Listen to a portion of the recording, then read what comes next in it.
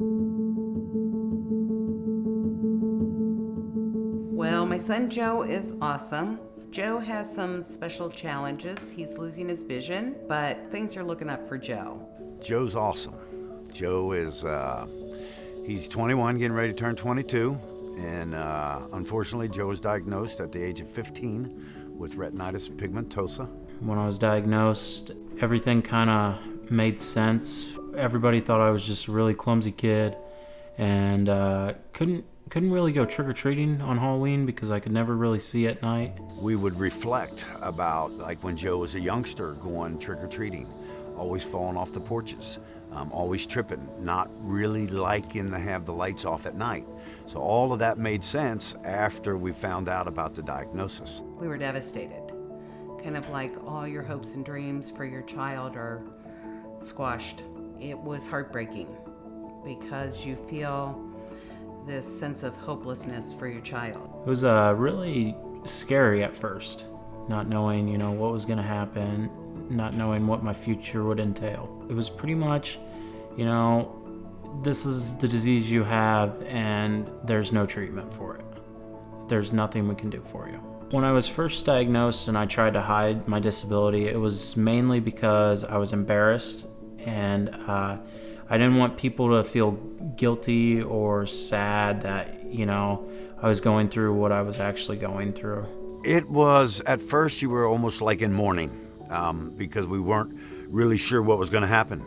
So there was a lot of unknown. Just because someone's blind or visually impaired doesn't mean their life completely stops. They do just about everything a fully sighted person does. The way they do it is the difference. I heard about Bosma probably about 5 years ago. Bosma was present at some of the vision walks that we had been involved in, and we had learned a little bit about Bosma and the hope and they offer to people that are losing their vision. We went and took a tour of Bosma, my wife and I, and son Joe, and just fell in love with it. And we're at that stage in our life, and Joe's at that stage in his life where he needs help learning how to live his life with low vision. So the rehabilitation program that Joe has been involved in with Bosma has provided him with all kinds of tools. He's learned how to read Braille. He's learned how to use his computer where he can magnify print. He has learned how to kind of set up a household. So if he goes to the cabinet and he wants to get a can of beans, he knows how to label his food so it doesn't get mixed up with a can of corn.